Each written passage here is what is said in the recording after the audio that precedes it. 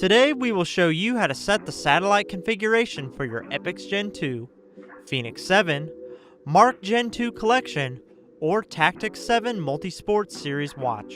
In this video, we will be using a Fenix 7. Since there could be times when you want some activities to use a different configuration, you are able to change the configuration for each activity. These changes can extend the battery life and alter the waypoint rate, allowing you to record a longer satellite activity. To set the satellite configuration for an activity, start by pressing the Start-Stop button to open the activity and apps list. Select the activity you would like to adjust. Then press the Up button to open the menu.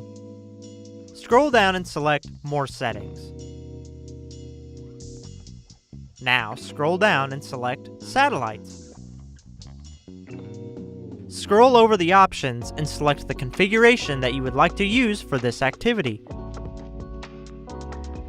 Finally, press the back button twice to return to the activity screen. Repeat this process to adjust the other activities that you do not want set at the default satellite setting. And that's it. Thanks for watching.